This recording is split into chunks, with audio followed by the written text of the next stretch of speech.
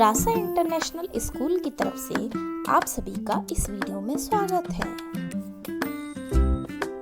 प्यारे बच्चों, आज हम हिंदी साहित्य का पाठ 12 जिसका नाम है जब मुझको सांप ने काटा वह पढ़ेंगे। यह पृष्ठ संख्या 103, 104, 105 व 106 पर है। तो आइए शुरू करते हैं पाठ 12 जब मुझको सांप ने काटा। एक दिन मैंने अपने अहाते में एक छोटा सा सांप रेंगते देखा। वह धीरे धीरे रेंग रहा था। मुझको देखते ही वह भागा और वहीं पर पड़े हुए नारियल के एक खोल में घुसकर छिप गया। मैंने पत्थर का एक टुकड़ा उठाया और उससे नारियल के खोल का मुंह बंद कर दिया। उसे लेकर मैं नानी के पास दौड़ गया। मैंने कहा, नानी देखो, मैंने सांप पकड़ा है। नानी चीख उठी, सांप? वह इतना घबरा गई कि लगी जोर जोर से चीखने पुकारने। नाना ने सुना तो अंदर दौड़े आए। जब उन्हें पता चला कि नारियल के खोल के अंदर सांप है तो उन्होंने मेरे हाथ से उसे छीनकर दूर फेंक दिया। नन्हा सांप बाहर निकल आया और रेंगता हुआ पास की झाड़ियों में गायब हो गया। नाना ने मुझको कहा, खबरदार, फिर कभी सांप के पास मत जाना। सांप बहुत खतरनाक होता है। उसी दिन शाम को मैं एक बर्र को पकड़ने की कोशिश कर रहा था कि उसने काट खाया।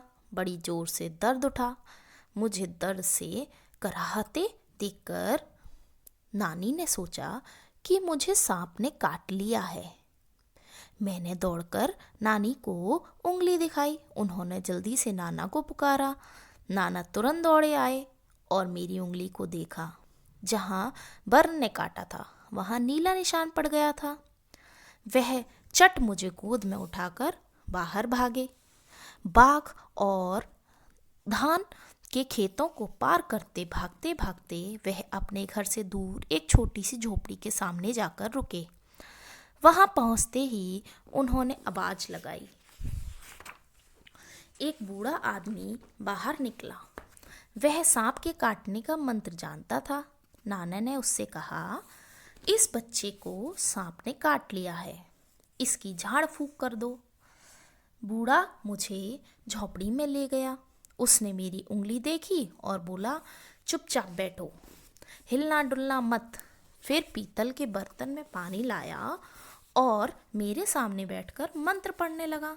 मैं चाहता तो बहुत था कि वह उस बूढ़े को बता दूं कि मुझे सांप ने नहीं, बर्र ने काटा है, पर मेरे नाना मुझे कसकर पकड़े रहे और मुझे बोलने ही नहीं दिया। जैसे ही मैं कुछ कहने को मुंह खोलता वह डांट कर कहते, चुप। डर के मारे मैं चुप हो जाता। हमारे पीछे पीछे हम नानी भी कई लोगों के साथ वहां आ पहुंची। सब लोग उदास खड़े देखते रहे। तब तक मेरी उंगली का दर्द जा चुका था। फिर भी मुझे वहां जबरदस्ती बैठकर झाड़ फूंक करवानी पड़ रही थी। कुछ मिनट बाद बूढ़ा आदमी उठा। उसने उसी बर्तन के पानी में से मेरी उंगली धोई और मुझे पिलाया भी। उसने मुझे बोलने से मना कर दिया ताकि दवा का पूरा असर हो। फिर वह नाना से बोला, अब बच्चा खतरे से बाहर है। अच्छा हुआ आप समय रहते मेरे पास ले आए। बड़े जहरीले सांप ने काटा था। सब लोगों ने बूढ़े को उसके अद्भुत इलाज के लिए बहुत बहुत धन्यवाद दिया। घर लौटने के बाद नाना जी ने उसके लिए बहुत सी चीज़ें भेंट में भेजी। आइए इसको समझते हैं। एक दिन मैंने अपने अहाते में एक छोटा सा सांप रेंगता देखा।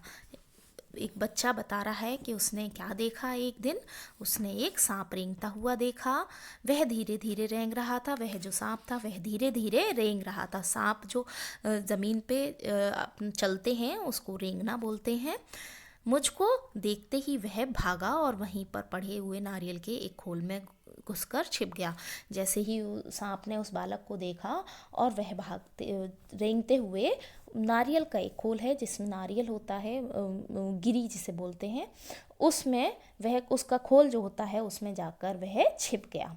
मैंने पत्थर का एक टुकड़ा उठाया और उससे नारियल के खोल का मुंह बंद कर दिया। उसने बालक ने क्या किया, एक पत्थर का टुकड़ा उठाया और उसके जो नारियल का खोल था, खुला हुआ जो मुंह था, उसको बंद कर दिया पत्थर के टुकड़े से।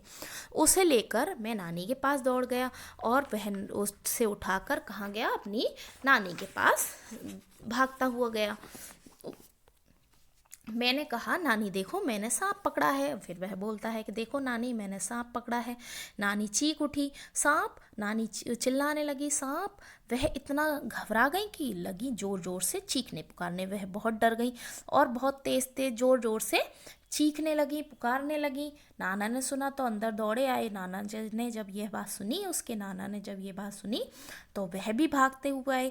जब उन्हें पता चला कि नारियल के खोल के अंदर सांप है तो उन्होंने मेरे हाथ से उसे छीनकर दूर फेंक दिया। जब नाना जी को यह पता चला कि नारियल के खोल में सांप है तो उन्होंने वो नारियल का खोल उस बालक से लेके उसके हाथ से दूर फेंक दिया। नन्हा सांप बाहर निकल आया और रेंगते हुए पास वाली झाड़ी में गायब हो गया। नन्हा जो सांप था वह उस खोल से बाहर निकल आया और बाहर निकलने के बाद वो झाड़ियों में जाकर गायब हो गया।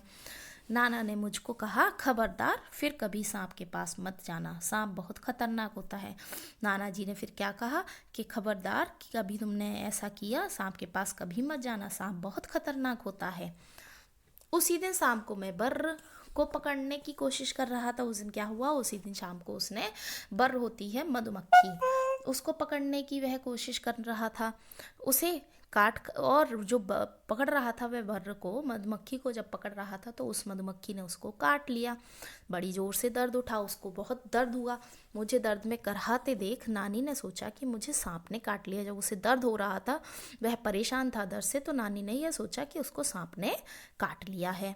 मैंने दौड़कर नानी को उंगली दिखाई। जब दिखाई उसने उंगली तो नानी को ऐसा लगा कि इसको सांप ने काट लिया है। उन्होंने जल्दी से नाना को पुकारा। उन्होंने किसको पुकारा, नाना जी को पुकारा। उसके नाना तुरंत दौड़े आए और मेरी उंगली को देखा। उसके नाना जो थे वह तुरंत आए और उस बालक की उंगली को देखा। जहाँ बर्र ने काटा था वहाँ नीला निशान पड़ गया था। जो बर्र ने जो मधुमक्खी काट ली थी, थोड़ी देर के लिए नीला निशान पड़ जाता है, तो वह पड़ा हुआ था उसके नीला निशान। वह चट मुझे गोद में उठाकर बाहर भागे। जैसे उन्होंने ये देखा और उसको गोद में उठाकर वह वहाँ से भागे। बाग और धान के खेतों को पार करके भागते भागते वह अपने घर से दूर एक छोटी सी झोपड़ी के सामने जाकर रुके। धान होते हैं चावल, उसके खेतों को पार करते हुए भाग के जा रहे थे खेतों में से, और उसको पार करते हुए, खेतों को पार करते हुए अपने घर से एक दूर छोटी सी झोपड़ी थी उसके सामने जाकर रुक गए। वहाँ पहुँचते ही आवाज़ लगाई। वहाँ पहुँचे वैसे ही उन्होंने आवाज़ लगाई। जैसे ही आवाज़ लगाई एक बूढ़ा आदमी बाहर निकला। वह सांप को काटने का मंत्र जानता था।